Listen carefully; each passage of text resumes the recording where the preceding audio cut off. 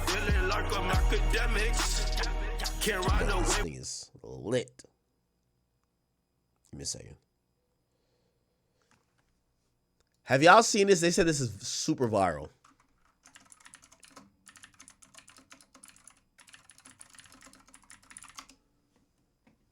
Oh, shit. Okay, chat. We're going on one of these trips again. Playback. I'm increasing it a little bit. Here we go. All right. Okay. The video title is Police Discover 3 Headless Bodies in the killer's daughter's car. All right, let's check this out. You nervous? I'm out here with Miss Cassandra. Officers have just arrived at the getaway motel of 28-year-old Cassandra Douglas. For the last 24 hours, she and her brother have been on the run after 3 of their family members were found dead and burned in the desert. 99% this is either an animal or a person. That looks like a human, dude. And as these local officers prepare to confront the primary suspect of the most important case they've ever worked on, nothing could prepare them for the horrifying discoveries they're about to make. Call the police! Anyone inside, make yourself known! This is a horrible nightmare. What are we looking at here? I don't, you told me. This is one of the worst things that I've ever had to be involved with.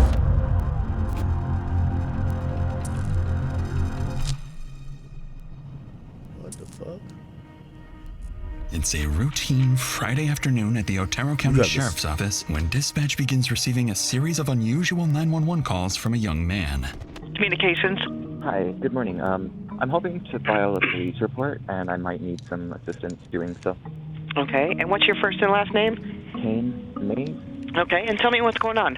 I've been living abroad for the past 6 years, and I found out that my father died last year shortly after Christmas. I have recently returned home. I'm living in New Mexico again, and I was hoping to return to the family property. Since his passing, tons and tons of family possessions and property have all gone missing and have either been sold off, lost, or stolen, and I'm looking to reassume possession of the property, but there are people squatting in the house. Do you know who these people are? I do. I could give you first and last names, but not anything much else. Oh, we got squatters, y'all. Kane goes on to clarify that the squatters inside his deceased father's property are actually family members, mainly his Uncle Victor, who allegedly took over the property and is living there with Kane's grandmother and his stepbrother. He also seemingly claims that his Uncle Victor has sold off valuable assets, including firearms and expensive jewelry belonging to his father. The dispatcher logs the information Kane provides and passes it along for legal follow-up. However, not long after this first contact, on a Monday morning in January 2025, Kane calls again. But this time, it's for something strangely different. Dispatch. Hi there. I was calling because I'm wondering, what would it take for me to request a wellness check on somebody? A welfare check on... My grandmother, Mary Mauser. Okay. The sergeant is aware. They are on an emergency call right now. As soon as they are done, we'll head up there to do a welfare check.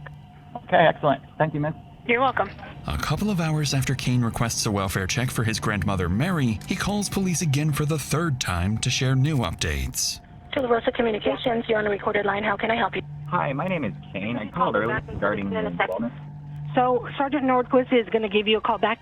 They have not responded there yet because they've been tied up with a warrant service where the person doesn't want to come out. No, that's okay. We stopped by on our way down and everything is locked up tight. That's why I was returning your call, because you said that I should call you back. All right. And if they're tied up with an emergency, yes, sir, we got to worry about the officers and make sure. Yes. That they're still Thank you so much for understanding. I will let the sergeant know then. Following this latest call from Kane, the welfare check is officially canceled, and officers are no longer dispatched to the property. At this point, the dispatcher has no reason to suspect anything other than some kind of family dispute, and the situation appears to have resolved itself for now. In reality, something far more calculated is already in motion, and the family involved will soon be implicated in a scheme that will lead detectives down one of the most twisted murder plots they've ever handled. That same Monday, a few hours after Kane's 911 calls, a man arrives at the police station in the afternoon with an oddly timed request.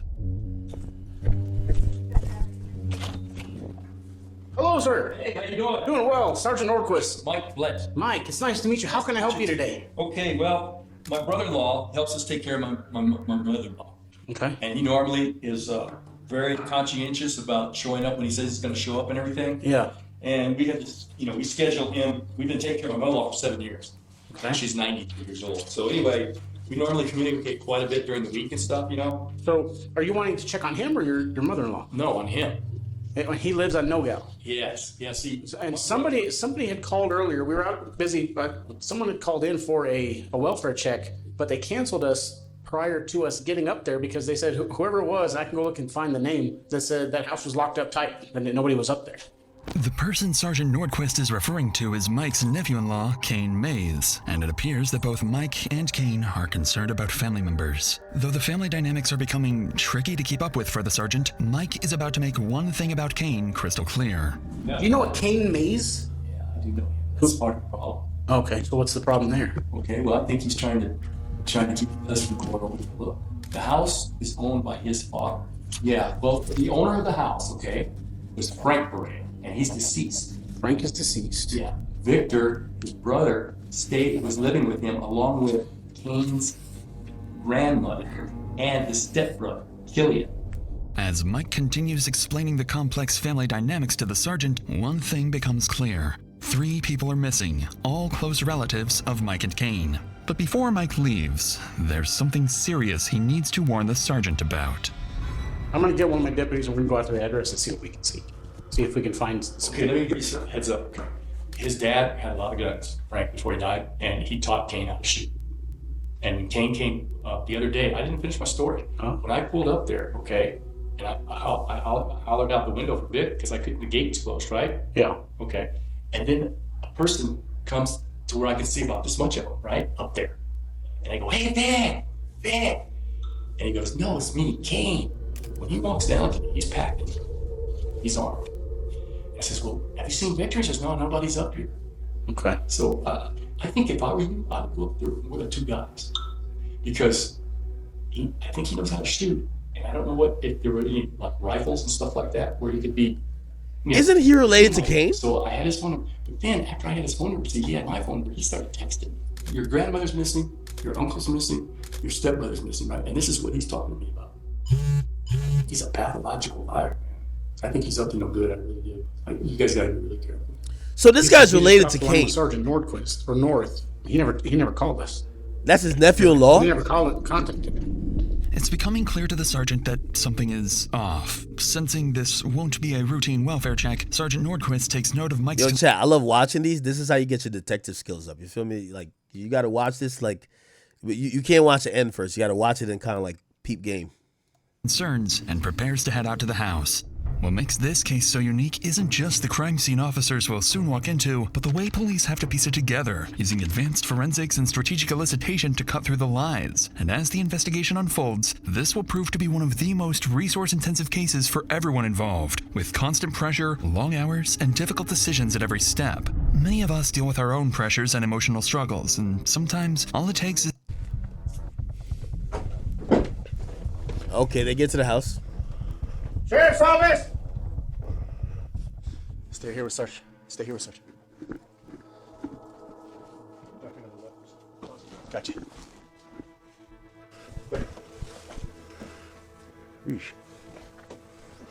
Yeah, I was gonna say everything's stacked and piled. You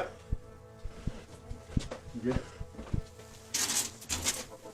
The doorknob was locked on this? Yeah. Literally, when I went like that, I was like, the door just kept going. I was like,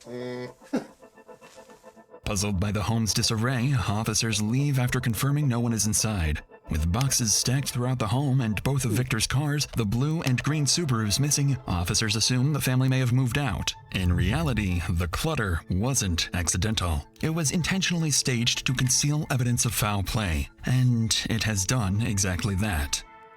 None of that is apparent now, so Sergeant Nordquist calls Mike on the phone to update him on the situation. This is where the 2 men will slowly start to pick up on just how sketchy this whole ordeal is. Hello, sir. So we went up to that address. So we cleared the residence. There was nobody inside. There's no vehicles matching the descriptions of the Subarus you gave on the property. So, but there was no signs of a struggle, no signs of any foul play that we could determine. There were some boxes that appeared to be like being packed up, but other than that, that's all we got. The thing is, all 3 people are missing. that were staying there at the house. But definitely the king is the kicker. That he's the one that did all that. He called, got your name, and then he was able to send me that text saying that he spoke to you. Yeah. And then he called back later and canceled the deal, right? Yes, sir. And on the face of it, it looks super sketchy, but there was no indication that we could see of any foul play or a struggle or anything. Struggle, yes, sir. As the sergeant tries to reassure Mike, even he begins to wonder if the scene is hiding more than it appears. A few hours later that afternoon, Nordquist returns to the station and calls Kane, trying to understand why he canceled the welfare check and why, most strangely, no one was inside the house. Hi, this is Sergeant Nordquist at the Sheriff's Office. Is this Mr. Mays? Yes, sir. How are you? The reason why I'm calling is in regards... earlier this morning, you had contacted our office to do a welfare check on a family member. That's correct. Who is that family member to you?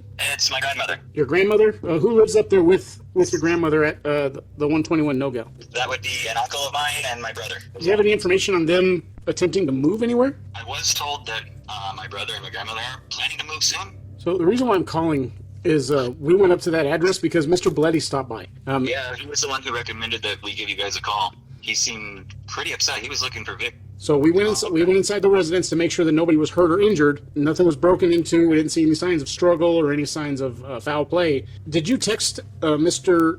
Bloody at all today? I mentioned that we stopped by and I had given you guys a call and everything was okay. Well, who told you that everything was okay? Dispatch coordinator. I don't remember her name. Because the information that I got was that you called back and said you went up there and everything was okay. Correct. Now, what was in that text message to Mr. Bloody? That's what I'm confused with. I let him know that I tried to call you, and the dispatch officer said that you were tied up with, it sounded like a pretty hostile situation. The way the text message reads was that you had made contact with me, and I know for sure, and you know for sure that didn't happen, so that way it looked kind of weird. Naturally, Nordquist doesn't know what to make of Kane's message to Mike, in which he seems to falsely claim to have spoken with the sergeant. Suspecting Kane is hiding something, Nordquist ends the call and immediately requests a search warrant for a second search of the house. While they wait for the warrant to be processed, all police can do now is hope the missing trio turns up safe. A hope that is far removed from the gruesome reality awaiting them just a few hours from now. Early on a Wednesday morning that week, around 10 a.m., something strange happens about 200 yards from the house where the trio vanished. A passerby takes notice and calls 911. 911, where's your emergency? Yeah, I'm phoning about there's a fire off into the mountains area. I called before, about 2 minutes ago. So we drove down the road to see if we could get a better view of the fire to help you guys out. Okay. Well, we have already toned out the fire department, so we will get units headed that way to see if they can locate. Yeah. Okay. I stood at the top of that road for a second. They'll be able to see. Don't tell me these motherfuckers got caught because they just set a fire to hide their evidence. We'll let them know. Shortly after the call, 2 deputies are dispatched to investigate the fire. Once they arrive at the reported location, one of them spots something disturbing in the distance. A burned, flipped-over vehicle matching one of Victor's missing cars. We got tire tracks towards the direction I walked. Just follow the path.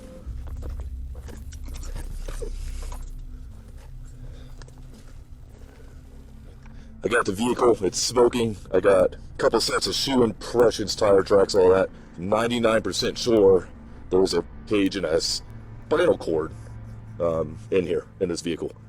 Given the circumstances, right there to about it.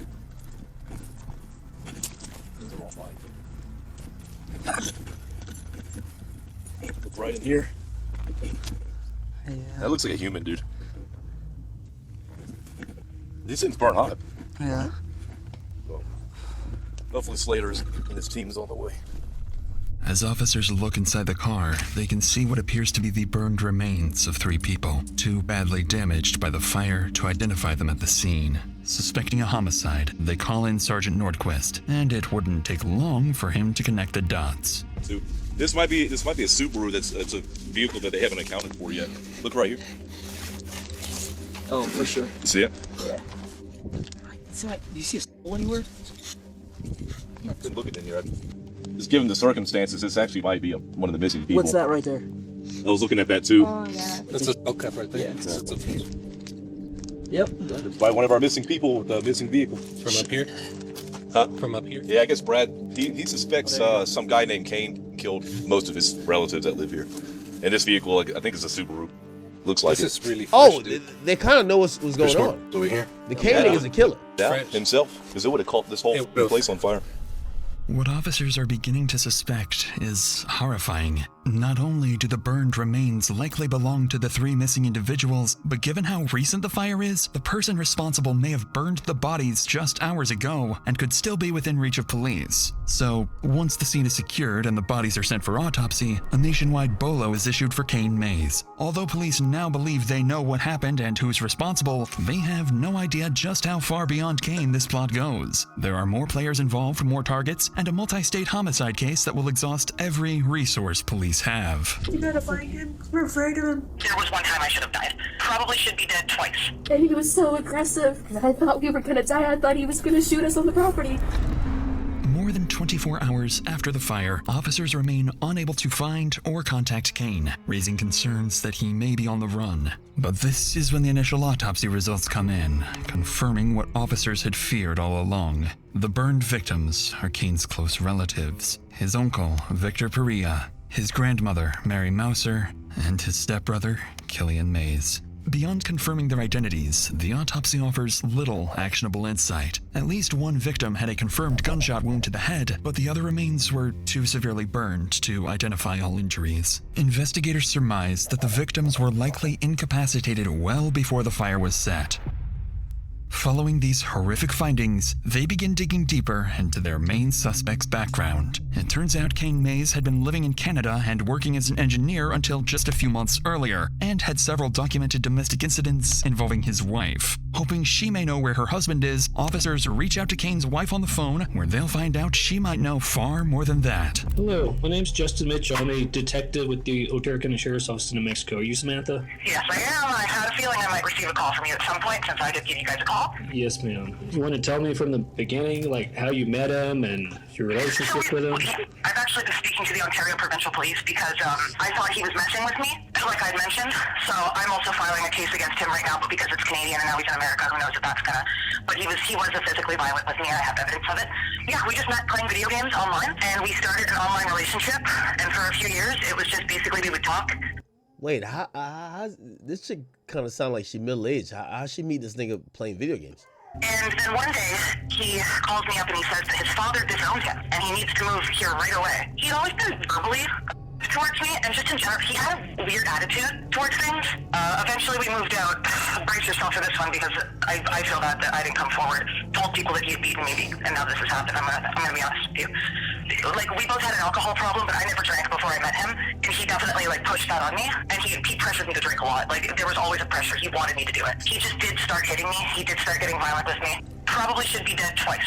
Samantha's statements are nothing short of horrifying. But even worse, she would share a terrifying recording with detectives, captured during one of the numerous domestic incidents involving Kane. You just let me go. And I do every time. When you ask, I'll let you go. I don't want you to. Please stop. Is this your neck? Is this your neck? The rest of this recording is too disturbing to play on YouTube. Wait, what the fuck? Definitely, pushed that on me, and he pressured me to drink a lot. Like, there was always a pressure. He wanted me to do it. He just did start hitting me. He did start getting violent with me. Probably should be dead twice. Samantha's statements are nothing short of horrifying. But even worse, she would share a terrifying recording with detectives, captured during one of the numerous domestic incidents involving Kane. You just let me go. And I do every time. When you ask, I'll let you go. I don't want you to. Please stop. Is this your neck? Is this your neck? The rest of this recording is too disturbing to play on YouTube, but it clearly documents an alleged serious domestic violence incident involving Kane. Investigators now know they must act quickly, as more people, including Samantha, could be in immediate danger. So later that day, after securing approval for the earlier search warrant, police return to the victim's house, but this time, they bring specialized chemicals called Blue Star, used to hunt for hidden blood, bullets, and evidence that may have been cleaned up. And what they're about to uncover would reveal just how many crucial clues officers had missed during the initial search. Inside the kitchen, detectives spot one of 3 spent .22 caliber shell casings, along with a live .22 round. Using Blue Star, they also detect high-velocity blood spatter throughout the home. As the search continues, investigators notice clear attempts to clean up the scene, and given the precision and speed with which the bodies were disposed of, they begin to suspect a grim possibility. This was not the work of a single perpetrator. But then officers find something very strange. Condoms and pregnancy tests stored with cleaning supplies near the well house and septic area. Following these disturbing findings, police would continue searching the property and contacting Kane's relatives, worried he may already be far away, possibly even on his way back to Canada. A few days later, as detectives continue searching for leads on Kane, they decide to pay Mike and his wife, Lourdes Blett, a visit. Just like Kane, Lourdes also has personal ties to all three victims. Victor Peria was her brother, Killian Mays was her grandnephew, and Mary Mouser was her brother's partner. But before investigators can hope to learn anything about Kane's whereabouts or possible accomplices, they must first deliver the tragic news to the couple. Yeah. Got a nice night. Hi, Lourdes, how are you? Detective, how are you? What's your first name? Bobby. Hi. This is Ashley. Ashley, I'm Do you mind if I sit down? Well, I would like to give you guys a little bit of information. As I told you yesterday, do want to let you know that there was a vehicle fire that was in close proximity to the house. There were 3 subjects that were not able to be identified that were inside of that vehicle. I cannot tell you who those subjects are. On the property? In the Subaru? Or that? I can't tell you what vehicle it was for sure right now. Again, So you already know there cannot. I can't. But you tell know there's who 3 they are. people? Yes. I'm really sorry that I even have to share this information with you. This is a horrible nightmare. It's horrendous. I agree with you It's 100%. murder. This is one of the worst things that I've ever had to be involved with. Upon hearing the news, Lourdes is beyond devastated. What makes the situation even scarier is that she fears whoever is responsible may not be done yet. He's a psychopath. He's a psychopath. Kane, I didn't want to say that. I didn't want to drop him in the doodle, but he's crazy. You gotta find him. We're afraid of him. He hasn't even asked how my mother is, and that's his blood grandmother. We're working. Oh my God, how can this be? Okay, chat. Like, I'm kind of keeping up, but they're introducing new characters. This person got nothing to do with it. The Kane person is the person who's guilty, right? Michael, how can it be? We hoped for better, but No, it's not even imagination. We are working on so many different leads right now. In my and trying work- to in my- connect just catch him. everybody. Everybody will be safe because he's crazy. In my worst imagination, I thought I didn't know how to tell you guys this, but I was going to say, can you look for the infrared and see if there's any graves on the property? That's what I was going to tell What? you. You know how The they can grave tell ended up being a car. That's what's been something had sitting been with burned. you. And this has got to be the worst crime This of the is- year in New this is Mexico. I part mean, of- I haven't heard anything this horrendous on the news lately. Yet. Indeed, this kind of killing doesn't happen every day, but investigators are about to hear another person of interest from the couple, someone who may know more about where Kane is. So in our job, you will hear law enforcement say a lot, it's what you know and what you can prove. And right now, we're working on collecting the information so we can prove what we believe we know. Yeah, see, the thing is, we don't know what he did all those years. Wherever he was, what did he do? Who did he know? And What we're was also his... working on We have no idea. I would even be worried about his sister back in Roswell, so-called That's- stepsister.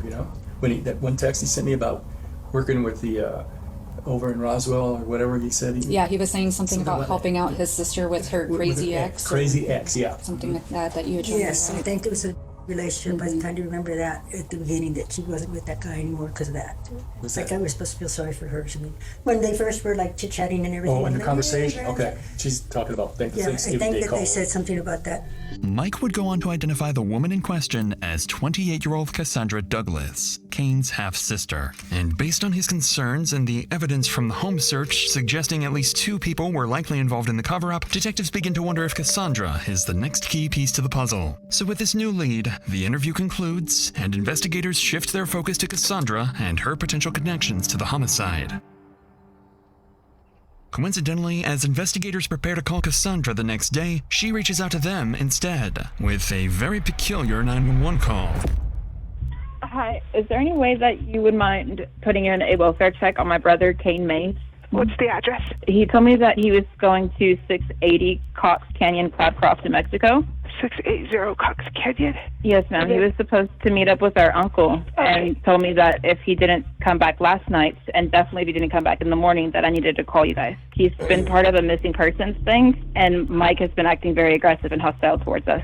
Not only is Cassandra claiming her brother Kane is also missing, but she's suggesting that her uncle Mike might have something to do with it. Once investigators catch wind of this 911 call, they immediately sense something is off. The timing is highly suspicious, almost as if it's part of a plan to deflect suspicion away from Kane. So later that day, officers are sent to her address with one goal in mind: assess the situation and determine whether her claims hold any weight or if it's just an attempt to mislead the investigation. Hello? Hello. Hi. Are you Candace? No, Candace is across the street. Okay, are you Cassandra? Are there guns drawn? Okay. Oh, so my name's never Ryan mind. I see Postenreader. something in their hand, I'm a that's detective with the Ruidoso Police Department. Hello. Do you have a second to talk to me? What's up? So, did you make a 911 call for a welfare check? I did for Kane Mays. For Kane, yeah. Yeah. That was you that made that call. Mm-hmm. Okay. Have you heard from Kane? I have not. No, you still haven't heard from him? I have not. How do you know Kane? He's my brother. It's your Or brother. my half-brother. And when was the last time you heard from him?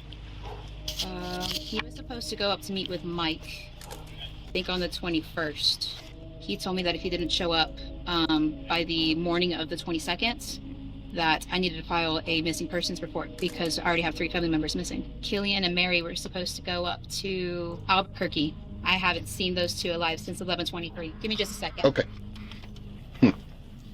Officers have no clue at this point, but Cassandra isn't alone. Right this moment, their prime suspect, Kane Mays, is hiding inside the very house they're standing in front of. Sorry, we're also having issues with a psychotic ex of mine. So Oh, jeez. You're going through a lot right now. a little bit. And then with Kane going missing and Mike presumably So the nigga's in the house. having like over half of his guns. It's a really, really long story. Okay. And not one that I'm 100% familiar with because Kane just came back into my life September of last year. Oh, really? So like, I wish I had all my facts straight. I completely understand. No big deal. How did they come into your life? But through Kane. Okay. So Kane comes into your life, and then now you meet Mary and Killian. Mm-hmm. Okay. And then now all of them are missing. Mm-hmm. And have you did you ever have direct contact with Mike? She's low-key I kind of never telling had them. direct contact with Mike, no. I just heard him screaming from the hill both times. As she did earlier, Cassandra doubles down on her accusations, suggesting that officers should focus on Mike, implying he may be involved in the disappearances. Officers take note of her statements and ask her to give them a call if Kane shows up again. Their goal remains unclear, but now that they have a story, they can start verifying. So a few hours later, as police continue looking for Kane, an officer decides to stop by the neighborhood again and speak with Cassandra's neighbors to see if they've heard or seen anything. According to them, Cassandra hasn't been living alone. A man with long dark hair has been staying with her for the past few months. Additionally, witnesses report seeing the same man driving Victor's missing green Subaru, and that it was also seen parked outside Cassandra's residence multiple times. Realizing the description of the man matches Kane, officers return to the station to dig deeper into Cassandra's earlier claims, where they will very quickly uncover some major contradictions. Even though Cassandra insisted she had only recently met Kane, investigators discover an older Facebook photo of the two together, proof they've known each other for years. But that's just the first lie, because officers who were out looking for Kane also recover surveillance footage from a nearby Walmart, showing Kane and Cassandra shopping together alongside her sons and daughter. I didn't know they were at the buying Walmart. groceries and food, investigators spot cleaning supplies like bleach and vinegar, along with multiple bottles of kerosene, items that closely align with what would be needed to clean up a violent crime and start a fire. At this point, investigators are unsure if Cassandra is actively hiding a wanted fugitive or if she's being controlled and forced to cooperate with someone who has already killed 3 members of her own family.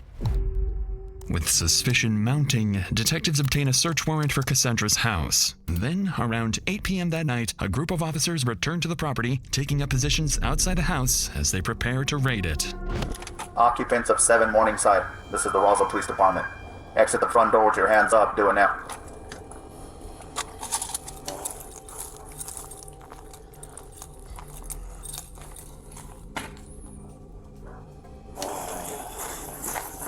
You got a shield? Yep. Roswell Police, search warrant! guess we're just gonna boot this thing. I thought cops were banned from doing this shit. I thought cops were banned from doing like those type of raids at night.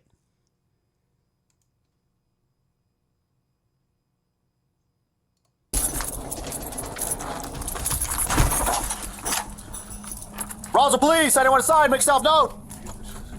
Alright, we're gonna pull in. I'm gonna take left. Ready? Smart room. Got another door here. Ready? Yep. I'm gonna go. I got a hallway with looks like the refrigerator kitchen. Bring on me.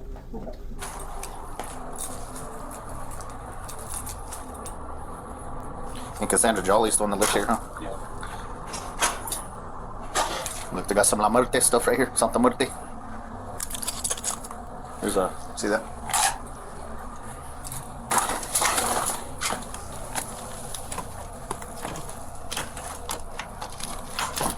Ready?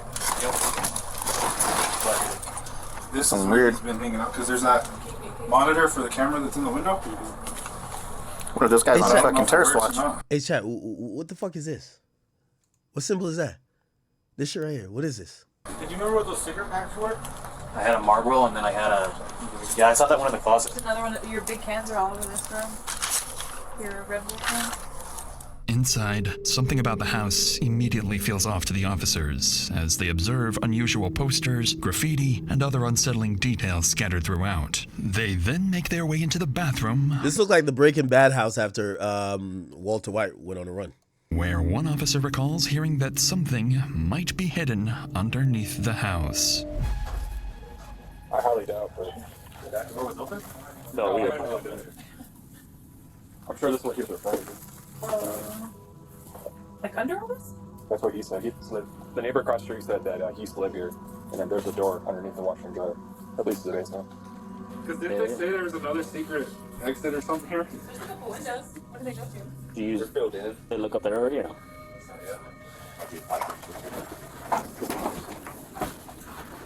Ready?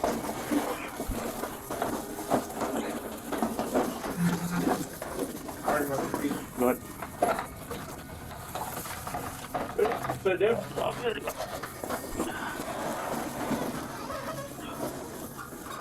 Yeah, I'll hold it.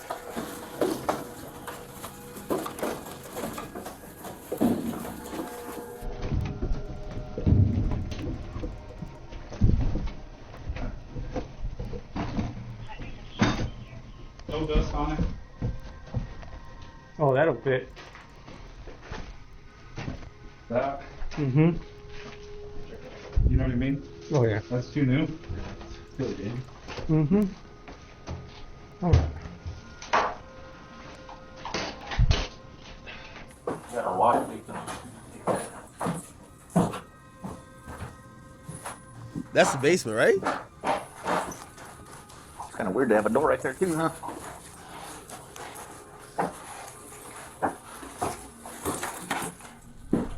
At the center of the basement sits a plastic storage tote, toolbox, duffel bags, and other various items. Officers notice there's no dust on the items, and whoever left them behind was in a hurry, possibly trying to leave unnoticed. Beyond the basement, police would go on to find something highly suspicious: documents belonging to one of the victims, alongside paperwork linked to Kane's father and live .22 caliber ammunition. Following these discoveries, investigators secure the scene and begin working to obtain a real-time location warrant for Cassandra's phone.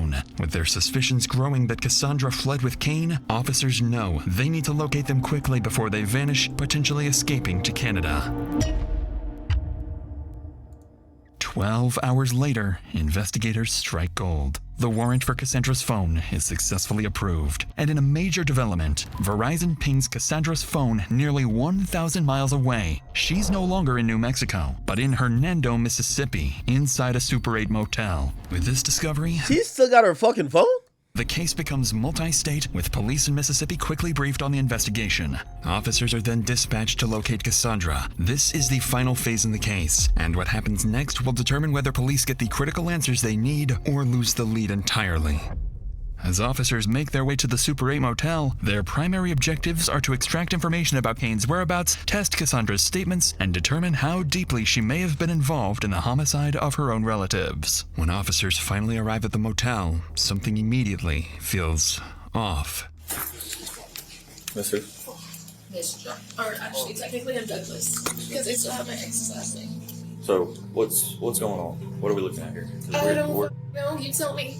All I know is that my brother went missing on the 21st. We were trying to investigate his property. We thought Mary and Killian had left, and then Mike came down and started being aggressive and hateful and shooting rounds.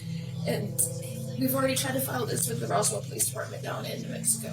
Would you consent to a search of your vehicle? You can search the car and you can search the ramp. I don't care. Okay. Interestingly, Cassandra now seems on the verge of an emotional breakdown for reasons the officers are yet to understand. After all, only 24 hours have passed, and seemingly no new information has been relayed to her. Neither news of the murder, nor that Kane is the main suspect, nor that her house was just searched. So to get to the bottom of her emotional reaction, Mississippi officers on scene coordinate a call with Special Agent Kyle Graham in New Mexico, who's been tracking the growing list of contradictions in Cassandra's statements. Using those inconsistencies, the detective is about— Why don't they just ask her, like, yo, nigga, where the fuck is Kyle? Or Kane, or whatever his name is. to carefully test Cassandra's story and see how far she cracks. Do you mind grabbing those, taking your waffles upstairs? And I'm not upstairs, I'm downstairs. downstairs? Yeah. Yeah. 184. You spoke with the detective 2 days ago at your house in Roswell, correct? Yeah, but the Walter showed up and I had to leave, so I brought them over here to Mississippi. Why is that anything wrong? No, there's nothing wrong with that. What we're trying to do is we're trying to figure out what's going on with Kane and what's going on with his family. I don't know. I haven't even, I just met Killian and my grandmother for the first time in my entire life in November. So were they there whenever you guys were there? No, Where were they at? I don't know. The house was empty and there were boxes in the middle of the living room. That was his dad's property. He was supposed to go to him afterwards, but he wasn't here. He had to go up to Canada. And so who was driving in the dead house? Like, who could drive a car? They all could. I know that they had that little blue car. And who was driving the green car? That I don't know. As far as I know, that car is not drivable. Well, we have video of Kane driving the green Subaru. Huh. And we have information from the neighbors that the green Subaru was at your house at one point in time. This is what I want, okay? I just want honesty. Okay, I know you know a little bit more than what you're telling me. I don't know if you're trying to protect Kane or if you're scared. I'm scared it's because I don't know what's going on. Okay, well, we've been working this case for 3 days straight. And I know a lot more information than I'm telling you. Of course you do. I'm trying to see if you're going to be honest with me. With every sentence, the detective becomes more convinced that Cassandra is hiding something she fears could incriminate her brother or even herself. But there is something a lot more concrete detectives previously uncovered, and the detective is about to leverage it to completely trap Cassandra. Are you aware that Kane made a police report whenever he got to the house originally, the very first time, about people squatting in his father's house? Yeah, because they weren't supposed to be there. They hadn't paid any of the mortgage on it. We found documents showing that they were still using Frank's credit cards, and Frank had been dead, and that all of the bills were still in Frank's name, and they were still using that. And so I told him that that was illegal as fuck, and he needed to make a police report because you can't be using. Don't stick that in my face, honey. That's like identity theft. Is it true that Kane didn't even know his dad died? Wait, there's a baby involved? He didn't know that his dad died until he came back to States. He found his obituary. He found his obituary shortly before on the internet. That's how he figured it out. So almost a year later, he finds out his dad died. And I know that he's upset about that. But that's not enough reason to kill somebody. I didn't do that. So then why? So did he kill somebody? No. I don't understand what you're trying to accuse him of. Well, that didn't sound very convincing. Bitch, you know what's going on. I don't know what he's trying to accuse him of. He's asking a question. That doesn't sound convincing either. Sure enough, that doesn't sound too convincing to the detective, because Cassandra has seemingly slipped up. At this point, no one had told her that the missing family members were dead or that Kane was suspected of killing them. Realizing her mistake, Cassandra quickly starts backpedaling to regain control of the narrative. You got anything else, Cassandra, that you want to tell me? Do you really think Kane killed them? Or hurt them?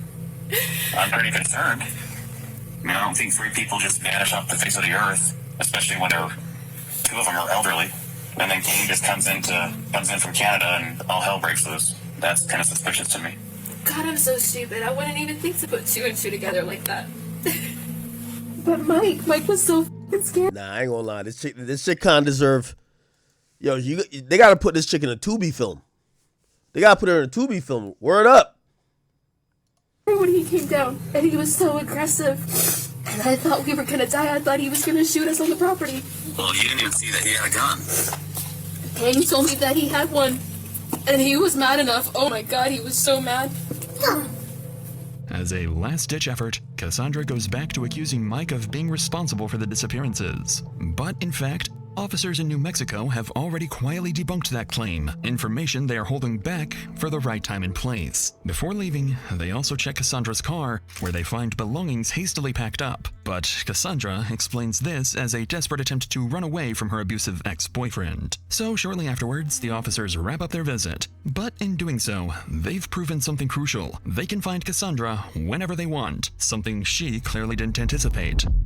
It seems as though the confrontation went nearly perfectly for the detectives, but Cassandra has a crucial secret that had went unnoticed at the motel. Kane had traveled to Mississippi alongside her, was staying nearby, and had successfully hidden from officers, marking yet another moment where she misleads police about his whereabouts. So less than an hour after police leave the motel, the two would begin plotting, coming up with a plan they think will get them out of this gruesome mass murder. At 2 p.m., Cassandra's vehicle is seen in front of the Hernando Police Department. Kane would step out and calmly walk into the station. 15 minutes later, Kane would be seated in the department's interview room 2, alongside Detective Stovall. The sudden appearance of Kane would leave detectives with little room to prepare, so Special Agent Silva, a New Mexico detective already working this case, would be placed on call to assist in the interview. It's important to know that this is an interview and not an interrogation, as Kane has agreed to speak voluntarily and has not been detained. In reality, this interview can only work against him, but in his mind, this is both his and Cassandra's final chance at freedom. Agent Silva would begin the interview by making this crystal clear. And before we get any further, I do want to let you know that you are not under Miranda rights. You are not anything like that. You are free to leave at any point. You don't have to answer any of my questions, anything like that. You can say, hey, I don't want to answer that question. If you want to, we can go over another question and we can skip to the next one. But I do want to let you know that you are free to leave, okay? Thank you, sir. All right. After realizing he's free to walk out at any time, Kane shifts tactics. He begins probing the detective for information, trying to figure out how much investigators have bought into the false narrative he's been intentionally feeding them. Can I ask you something? It's, on one hand, kind of nice to talk to somebody from Otero. Also, maybe a little concerning. Did we have to speak directly because I'm considered a missing person? Well, that's what I wanted to talk to you about, is there's so many, like, missing persons. There's a lot of phone calls to the sheriff's office. So, like, why would somebody be saying that you're missing, and then there's also some other missing reports going on? Like, there's a lot of firearms missing, right? There's a lot of vehicles missing. I want to talk to you and get your side of the story of what's going on. I was trying to come in and speak with somebody in person. And what happened with that? On my way down to Alamogordo, I gave another uncle a phone call because I had seen him on the property and he was a very looming presence at the time. I was hoping to stop in and ask him about some things and some personal aspects that were going on. I wound up getting run off the property and had to kind of go into hiding because I know his influence and the extent of his company. Okay, well, which uncle is that? Mike Blett. So Mike ran you off the property. You had questions for him? Is that what I'm understanding? Yes, sir. So when did this happen? It was when I was on my way down on the 21st. I kind of explained the situation to my sister a little bit, and I told her, if you don't hear from me, call somebody. I know I keep jumping around and just He's kind of keeping a story. You went to Mike's house to talk to him and he shot at you. Correct. Yes, sir. Because I want to talk to Mike about that. Like, why are you shooting at people through front doors? That's kind of dangerous. That was this week. That was on the 21st. I would absolutely appreciate you taking a look.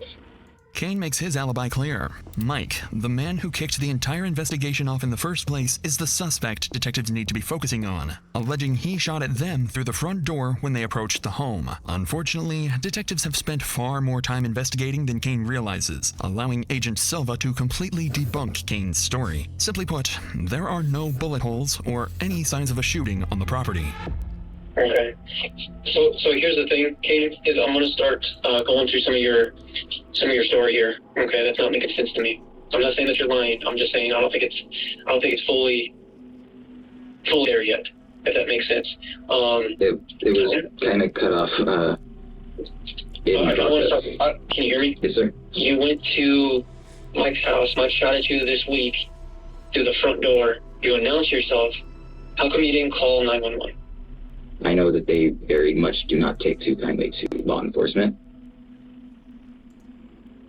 Okay. And I kind of really hope for that to be avoided. So here's the thing on that, is I have some investigators that are there at Mike's house, that have been to at Mike's house. There are no bullet holes through his front door.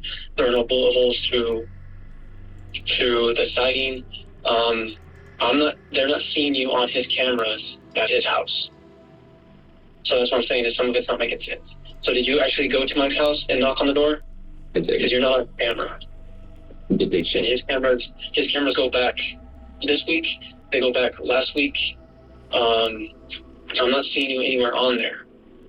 We had a ton of different game cams that are all on their SD cards. He doesn't have any of the chips from the 21st? No, I'm saying he has video surveillance of this week and of last week, but they're not seeing you anywhere on the cameras. Kane appears shocked by these details. Whatever he thought happened that could favor his story simply didn't. Kane would sit in silence for an extended period of time, seemingly in denial that his plan was so terribly miscalculated.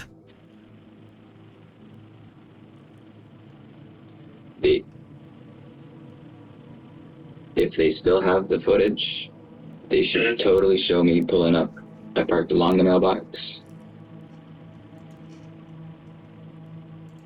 Kind of behind it a bit, not necessarily pulled up past it. Walked right up the drive up to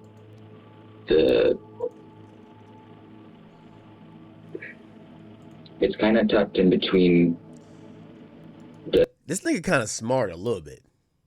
The chick's stupid and she's a bad actor. He kind of know how to try to work it. The slope on the hill, and then it goes into the house where the stone steps are. That metal storm door. Okay. Which one is? I'm just trying to give you a path so that you can see. And that was early afternoonish. I got there between 1 and 3 o'clock, I believe it was. I have to look at the call, but I don't have it. But if they have that footage still, then I'm definitely on it. Kane proceeds to give a nearly 10-minute explanation of where he was parked. Unnecessarily complex explanations like these are usually a telltale sign to the detectives that the suspect has shifted into a defensive state, looking for any validation that the detective is believing their lies. Agent Silva takes note of this and begins leaning deeper, this time pressing Kane on his sister Cassandra and her potential involvement. Previously, police recovered and documented strange items during the home's crime scene search, and it's still unclear why they were there. Silva plans to use these details to force Kane into defending Cassandra's innocence, a tactic that will create a contradicting story compared to what Cassandra told officers just hours prior. So, are you aware that we spoke to Cassandra's? Yes, sir. And the reason I ask is I'm just trying to get, like, if something happened up there, Kane, I want to know, like, was there an argument going on? Because I know that you were up there in January, okay? We kind of get away from that. You were up there in January. If something happened up there, I want to know what happened, okay? if there was an argument, if something happened, like kind of help me help you. Okay. What happened when you were up there in January of this year? I'm trying to figure out everything that has happened as well. That's part of why I wanted to speak with you guys and kind of get you involved in looking. I'm going to be honest with you. I'm confused on these timelines. You were up there this week at some point, and you were up there last week at some point. So what happened this week and last week while you were up there with the family? That's what I want to know. They weren't there. Nothing's happened. Were you were at the house in Bent on the 18th of January, correct? I'm not sure. And the reason I this is kind of different because we clearly know the guy's guilty, but we're kind of watching him trying to play a mind game with the cops, and the cops is also, you know, they kind of know what they know, but they're trying to play a mind game with him. So it's like a twofold situation. ask is because Cassie has been in contact, and she showed us a screenshot. Somebody says, why doesn't he ask for a lawyer? Well, he's not going to ask for a lawyer because right now he's thinking that, you know, number one, he doesn't want to draw suspicion. Number two, he's kind of trying to figure out what the cops know, and he's trying to like throw them off the trail, right? So like in his mind, he probably doesn't know that he's like the main suspect of the crime. He think he's kind of like still ahead of the curve. So if he gets a lawyer, the lawyer is going to get on straight defense type of status. Like, okay, yo, nah, we're not answering that. Da, da, da. He's trying to kind of remain like, nah, I'm chill. Like, I want to help you guys. He's trying to throw them off. Got January 18th at 3:57. It's between you and her that says, wait quietly.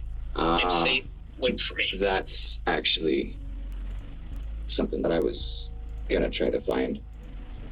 And it says, I believe this is from you or from her. That's the text that says wait for me, and it says I'm safe. I'm sorry?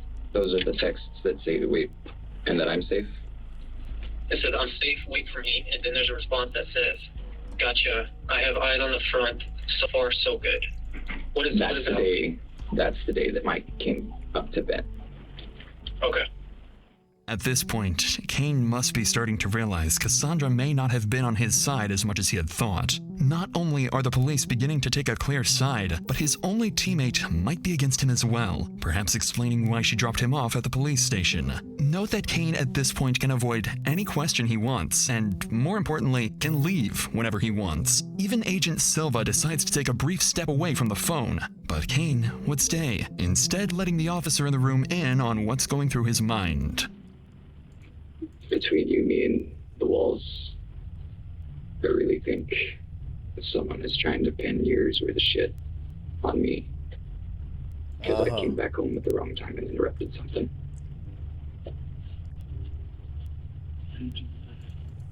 I'm just here because helping these guys. What you really going on?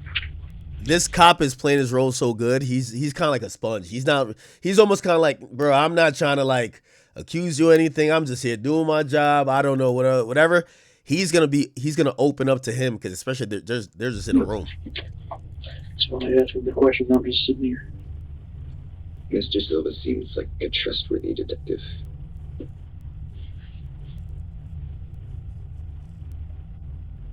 used to joke though, and I always say I make a great scapegoat. I'm kind of hoping it's not the case this time. I came here today to ask you guys for help and talk to people that I knew wouldn't be necessarily under an outside influence. Right. But do you see how it looks for us? I mean, they've shown physical evidence of this whole situation. And you're one day you're here in Mississippi, no ties to Mississippi at all. Like, you have no family here. No, sir. You have nothing here. No, sir. My family died, man. If I was in that seat, and a detective 13 hours away on a cell phone call told me that who are they to you? My brother, my grandmother, and my uncle. Your brother, your grandmother, your uncle. If somebody called me and said, not only was my brother killed, but also your grandmother and your uncle were killed, or somebody told me that over the phone, you know what I would be doing? I think I did. Do you know what I would be doing? I wouldn't be sitting there staring at a wall. I'd be bawling my eyes out. I'd be throwing the water bottle across the room. I'd probably rip this table out of the wall. Yeah, but then you guys just rush in here and... But I wouldn't give a shit. I wouldn't give a shit. Because of how much I'm close with my brother. I'm not close with my grandma. But it's still the fact that somebody did that to my family. They want homie to crash out. Do you understand where I'm coming from? And well, they asked what I think should happen to Mike or whomever did this, and in polite company I couldn't see, but back where I'm from, they picked up from a tree. Right. So that's more of the response that you would expect. But the issue I'm having is there's no emotion. You've expressed no sadness. We're not getting anything. Which leads me to believe you already knew this had occurred. I didn't know that. Look. Even the officers with no context of the case can't help but assume Kane was involved in the murders, leaving him to sit in silence as he realizes how poorly this voluntary interview has gone. Agent Silva would return and continue pressing Kane for answers, eventually revealing that he had, in fact, been inside the house multiple times the week of the 3 victims' disappearance, and admitted to helping Cassandra travel to Mississippi with her kids, something she lied about earlier in the motel. Even worse for Kane is that, as the hours-long interview progressed, officers behind the scenes were already taking action. They were instructed to locate his uncle's stolen green Subaru, which they suspected Kane used to drive to Mississippi alongside Cassandra's own vehicle. After looking through surveillance footage and searching around the city, officers hit the jackpot and tracked down the missing car. Inside, they found latex gloves, .22 caliber ammunition, an empty Ruger pistol box, and most importantly, Kane's passport, tying him directly to the stolen vehicle. Now investigators have exactly what they've been missing: probable cause. And with that, Kane is no longer free to leave, and he's about to find out just how massively his attempt to clear himself and Cassandra backfired. How's it going, bud? Now you mind there? All right. Now you mind standing up for me real quick? Yes, sir. Turn around, facing this wall. Yes, sir. Put your hands on the wall for me. All right. So what's going on, man, is you're going to be going down to the Southern County Sheriff's Office, all right? You're going down to our jail, all right? Yes, sir. All right, walk this way. Back at the Motel 8 in Mississippi, Cassandra would patiently wait for Kane to return, give her a call, or just show any signs his interview was over. But as hours passed, it became clear that something had gone terribly wrong. Growing worry... I'm surprised they didn't flip. Usually if they isolate people, they could try to flip, each other on each other and be like, yo, he already gave you up, or she already gave you up.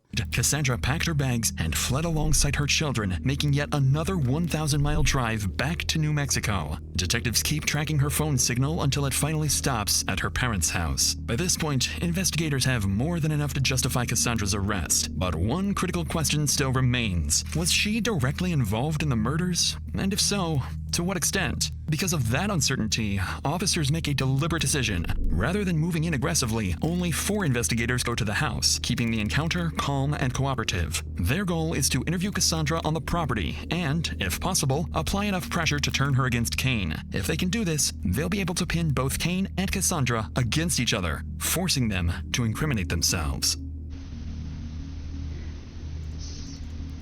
This is Bryce Daly. He's with Lincoln County Sheriff's Office in the Clarendon. Okay? No. So there's not 100 of us today, there's just 3 of us. Do you want me to start from the beginning from what I know? Or do you want to ask more questions first? No, I'm going to let you tell your story, and just so that you know, you're not under arrest. You're free to leave whenever you want to leave. We came to you because we talked on the phone earlier through the text. Okay. And what I told her is she needs to stop overthinking everything. You're trying to be a detective herself. Because she's seen all this stuff and she's trying to put pieces together and knows that he was lying to her about things. So just start at the beginning and tell it like you told us. So I wanted to apologize to you because whenever I spoke to you the last time, I wasn't thinking straight. Not only only is Cassandra much more cooperative this time, but she quickly admits that she had been dishonest before and even apologizes. Her father's comment makes it seem like she's on the verge of throwing Kane under the bus, which is exactly what investigators are here for. So with the reassurance that she's not under arrest, Cassandra begins to share some much-needed details about how 3 of her relatives ended up mysteriously dead. So I know on Thursday, we were driving up there and we had just went through Ruidoso, and he said that he wanted to stop by Bent right quick. So he said, okay, drop me off here, wait here, and I will let you know if I need anything. I've probably left him alone for like 45 minutes-ish. Where does he go? He's inside the house. Okay. And he says that he couldn't find anything, don't know where anybody's at, and that it's okay for me to come inside. And I go inside, and like I kept telling you, it smelled fucking weird in there. Almost like something had like died within the walls, like an animal or something. I was already concerned by the fact that he felt like something had happened. So I'm trying to rationalize through that, and he's just saying, I'll do it, and we're doing things legally. It's okay. And then he has me help him. He drives the car off somewhere and has me help him push it off into like this little ditch thing. And at one point, whenever I tried to say, hey, you guys, like, you need to call somebody, he said that the majority of the cops up there are crooked. I worked in the ER down here. I can see how you can think that sometimes, for sure. No offense. So like, no offense to you guys either.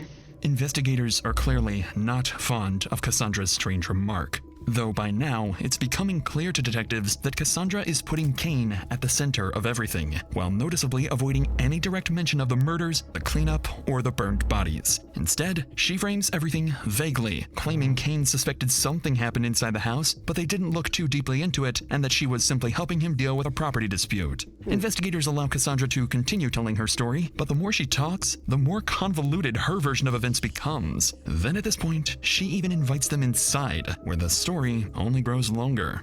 After nearly 2 hours of listening, Agent Kyle Graham decides it's time to push back. So now we're going to get into my portion, okay? I don't know, there's been probably a team of 15 of us on this case. So we know a lot of stuff, we know everything about that property. And some of the stuff that you're saying does make sense and does add up. However, some of the stuff that you're saying doesn't make sense to me and doesn't add up. And quite frankly, I don't think some of it happened. But I will tell you right now, I don't feel like Kane could have done everything that he did alone. And I think he included you into a whole mess of a situation. I don't believe that you killed anybody in this house or on that property. I strongly believe that. I don't think that you had any part of murdering people. But I do strongly believe that he fucked himself and he needed help. And you're a helpful person. And he put you in a shitty spot and said, help me. I need help cleaning this property. I need help cleaning all this blood up. And I need help getting these fucking bodies out of this house. But now's your chance. I'm giving you the... that was a sweet, like, hey, listen, he's the bad guy. You're the good person. Fuck him. You just need to work with us. Opportunity. Because I'm telling you right now, I have all that I need. The gig's up. The game's over. Okay? There you go. This is your opportunity and your chance to tell me, what did he make you do? What did he ask you to help him to do? All I know of is that he wanted me to undo the headboards, the couch.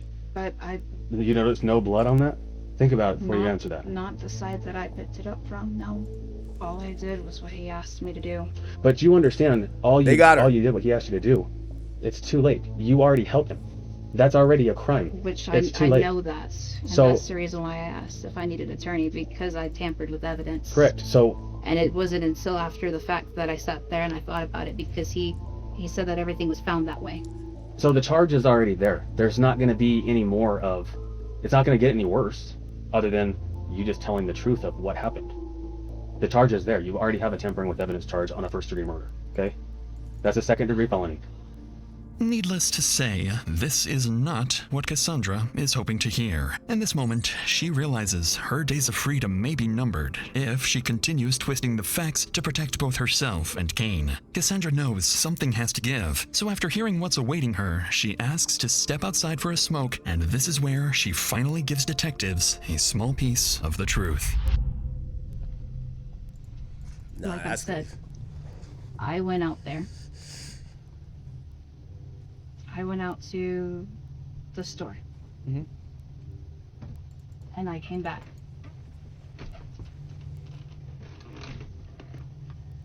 said that he found them that way. He said what? That way? So what did he tell you he found? People on the floor. How many people? 3. And who are they? Killian, Mary, and Victor. I signed up to take him to a job interview. I didn't sign up for him to do this. Do you now believe that he... Damn! I don't know what to believe. I just know that there was a mess, and then there was a lot of illegal shit. Lots of illegal shit. What else did you help clean up inside the house? Besides the blood? And the furniture, taking it out. Yeah. And I didn't see how bad the furniture was. Did you help clean up anything else? There's boy, so many red flags going on right now. Still of you saying that you walked into this house and King telling you, holy shit, I just walked into a house and all my family's dead. Let's get rid of them. Huh? That does sound really stupid. Doesn't it sound stupid that when you say it out loud? Because I guarantee you, I walk into a house with my family dead, shit's about to hit the fan because we got to figure out what the hell just happened. And I'm calling the cops. Yeah, I don't... We're telling you, we've done our research. I've gotten 0 sleep in 5 days. We're not letting this go. This is a triple homicide. And not letting it go is exactly what investigators are going to spend the rest of the day trying to do, hoping Cassandra will eventually crack and give them the full story. Unfortunately, though, this is the closest they will get to a real admission, as Cassandra begins to backpedal and returns to a revised version of events where she claims they found their family members already dead. They then simply decide to cover up the scene to avoid getting in trouble because Kane believed the police were corrupt. Detectives would spend until nightfall pressing Cassandra with no success, and she ultimately sticks to the same story. So before ending the interview and leaving, Agent Graham has one more rather strange question that's been on his mind all this time. He had access to my phone. He knew my passwords. Like I said, I trusted him. He was supposed to be my brother. Can I ask you a really weird question? Sure. No, never mind. No, go for it. Why'd you guys buy a brand new box of condoms? No, that was a joke. It should be the skin on latex. And I had bought those in Chattanooga. And hers? And I threw them at Walter. Because I was tired of having kids and I was tired of being pregnant all the time. But why would they be in the Bent house? I don't know. Why would they be in the Bent house? That's why I have a weird question. Last time I knew about them, they were in they were at my house. Well, this was in the well house with all of the cleanup. He told me that there was a possibility that Corinne wasn't his mother due to DNA results, and that there was a potential that he had feelings for me. Kane? Mm-hmm. And that's not weird for you? Like to be around him with your kids when you guys are pretty much brother and sister? Like it was weird, but he never acted on it. I thought you guys were step siblings, not half siblings. No, we're half siblings. Well, because we also found a pregnancy test. Yep, I had a one-night stand at the Variety, and I didn't start my period on time. And I panic, and I overthink, and there should be 4 of them. The detective's tone makes it clear they aren't convinced, suspecting Kane and Cassandra are hiding important details about their relationship. By now, though, what investigators came here to do is partially successful. Even though there's still no direct admission tying their suspects to the killings, Cassandra has implicated both herself and Kane in the cover-up. Because of this, Cassandra is officially detained and brought back to the police station. What exactly was said during Cassandra's arrest remains unknown, but the pressure appears to have completely broken her. In the hours that followed, she went on to further incriminate Kane, seemingly doing everything she could to distance herself from what happened, no matter the cost to him, a betrayal that would later come as a complete shock to Kane. All I knew is that I had PTSD from the last time he saw cops, because there was my blood all over the floor and my head through the wall, and I was trying to protect him from that. If he was really as innocent as he said he was, then there was going to be nothing to hide, right? Which is why I dropped him off at the jail. I was pretty shocked that he showed up at the police department in Mississippi. Because I told him if he was as innocent as he told me that he was, if he really found them the way they were, then that's all he had to tell you guys, and you would figure out the rest. In the following days, Kane is brought into an interrogation room, this time in an orange jumpsuit, for what would be his final interview. Agent No Graham lawyer is assigned still? to conduct the interview, the same investigator who previously spoke with Cassandra and secured her confession.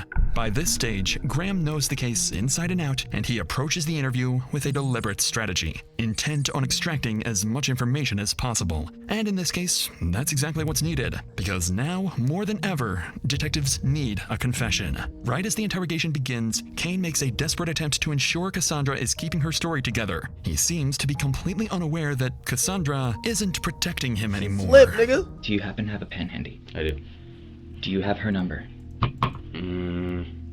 Because I have it in my wallet at the jail, but they won't let me access it. And I need to make sure that she's okay because she mentioned wanting to go back down to New Mexico. And after doing it once, that's already a hard enough trip. Well, I talked to her Sunday when she got back into Roswell. I don't even know what the date is, man.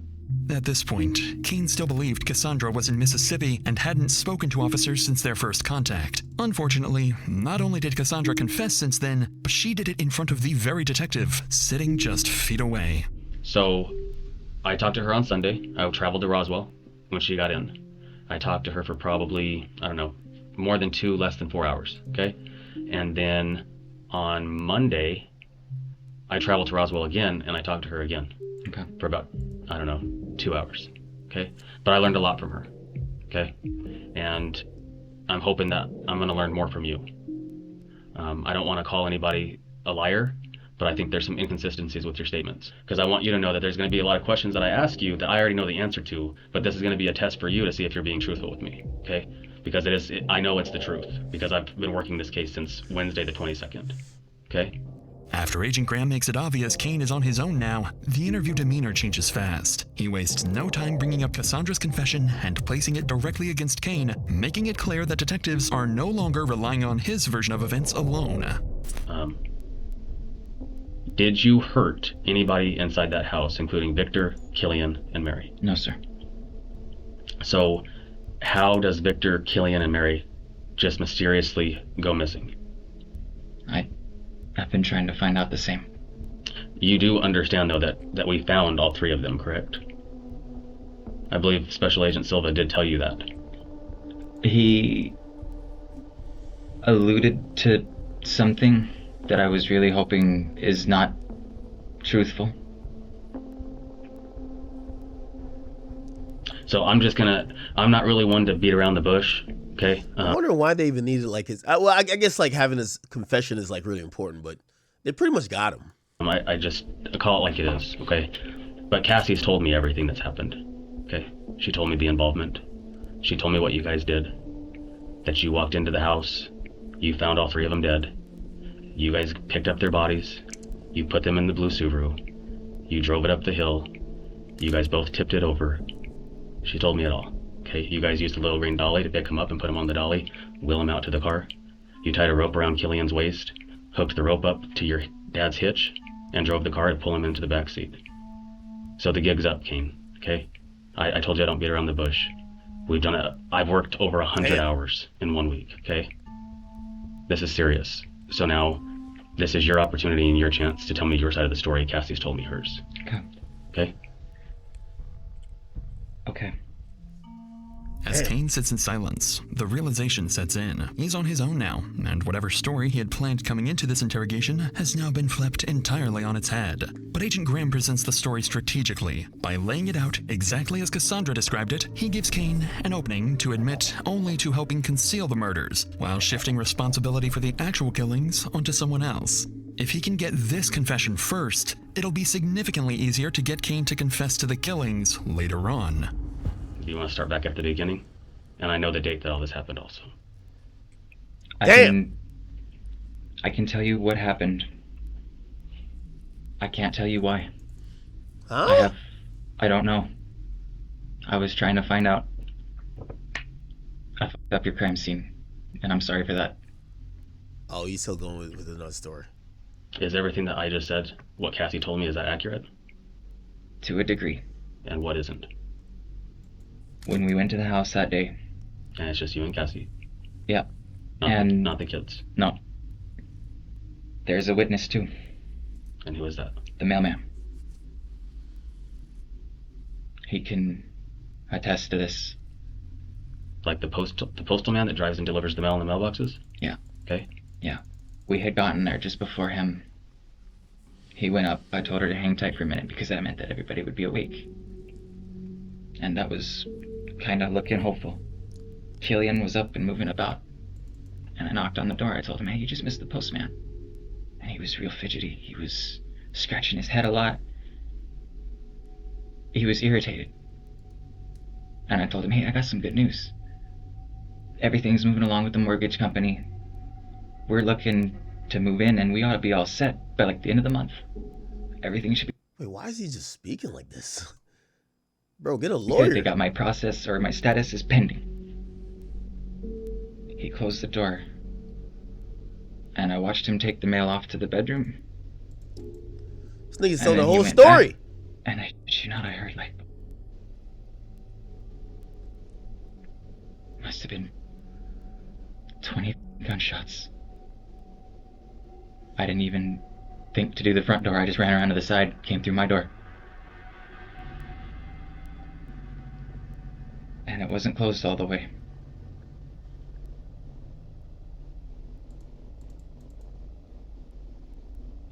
I ran through the bedroom. My Uncle Vic was laying in his doorway with a gun in one hand. His other was like shaking, just kind of like floating there. And Killian was across from him. I don't know why. I don't know who shot.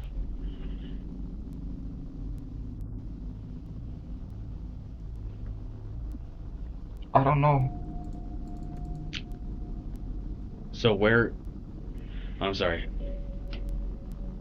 Kane, but I don't mean to be an ass, okay? But I know when you were going down this road that that's where you were headed, okay? That one of them did all this. The evidence... They both had guns. Kane and Victor both had guns. Killian, sorry. They both had fucking guns, and they told me there weren't any left in the house. Where are they? You and Cassie were the only ones in there. So what'd you guys do with the guns? Do you see that I've been doing this for a long time, okay? I'm not dumb.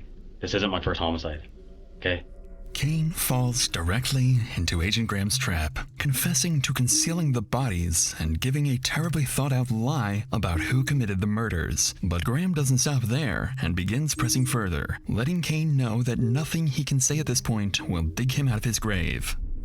I'm not gonna lie to you though, Kane. Like this was a pretty tough one for us. This took a lot of time. This is the most that we've ever spent on a case, by the way. This is the farthest we've been to investigate one too.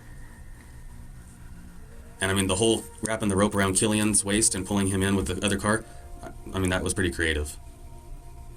And I'm being serious. I'm not being a smartass. I don't know how I would have got him in the car either.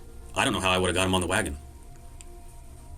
That's 200 pounds dead weight. 280 pounds dead weight. That's a lot. I mean, you're not much bigger than me. I mean, think about how crazy that sounds, though. No, like you were cremating them. Damn. And you went up there on the 22nd and you burned them, right? After you and her put chain link over the top of the car with the little camouflage tarp thing and all the sticks and brush covering it. I did try to offer them a cremation. I mean, that was nice of you. But I didn't hurt them. Because the rest of the family didn't get to say their goodbyes. Nigga said that was nice of you. There aren't enough of us left. And I mean, I gotta give it to you too. Using the come-alongs and the steel pipe to prop it over to get it dumped over. Like, this is one of the most creative homicides that I've seen. I didn't hurt anybody. Yo, you talking that nigga like a serial killer, like he's trying to give him some props. Oh, okay, that's what they all say. I don't buy that you didn't do it. I'm sorry. I can't. I think Cassie's full of shit on a lot of things, but I don't think she's full of shit on that. And I'm not so sure that she wasn't involved in it, to be honest with you. She wasn't even there, sir. Okay, well, I'm telling you right now, Cassie's in jail. That's why you can't get a hold of her. Then I need an attorney. Okay. Didn't hurt them, sir. Damn. I think that's all she wrote with this one. My next question is, are you going to sign a waiver of extradition to go back to Mexico, or do you want us to have to get a governor's warrant and you set up here in our jail for months? Do you mean New Mexico? Yeah. Okay. What do you think, Detective? I can't tell you, but I can serve you with this target notice, okay? These are the charges that are being filed against you. This is what we're going for grand jury, okay? I can't accept that. Well, it's not an option. These are the charges. That's what's coming against me? Yes, sir. These are your charges. Clearly, Kane doesn't seem to understand the law, and he'll be fighting the charges regardless of whether he accepts them or not. On paper, Kane is charged with an array of crimes, including arson, aggravated burglary, and 3 counts of first-degree murder. Additionally, Cassandra would be officially charged following the interrogation, also getting 3 counts of first-degree murder, conspiracy to commit murder, and tampering with evidence. In the weeks that follow, detectives and prosecutors begin assembling the full picture. The blood patterns inside the house, the cleanup supplies, the burned Subaru, the shell casings, the clothing, the phone records, and Cassandra's own statements describing the disposal of the bodies. And after countless sleepless nights, investigators believe they have finally pieced together what happened. Victor, Mary, and Killian were killed near the south bedroom and kitchen before being moved through the house. Their bodies were then loaded into Victor's blue Subaru, which Kane allegedly drove into the canyon, pushed over a ditch, and set on fire. Kane's shifting stories and control of the green Subaru point investigators towards him as the primary actor, while Cassandra's admissions place her squarely in the cleanup and cover-up. Detectives see Kane returning from Canada as the start of a growing grievance over what he believes is rightfully his, 22 acres of family land. They allege that a dispute over the property motivated Kane, and that he drew Cassandra into a plan to cover up the deaths and claim control of the land. For now, both remain presumed innocent unless and until they are proven guilty in court. If convicted, they could each face multiple life sentences under New Mexico law, with decades behind bars before any possibility of parole. As for Mike, Lourdes, and the other relatives, they can rest safely for now, praying that those responsible never see the light of day again. All right, man. Okay, that was kind of cool. Not kind of cool, but like half decent. Half decent.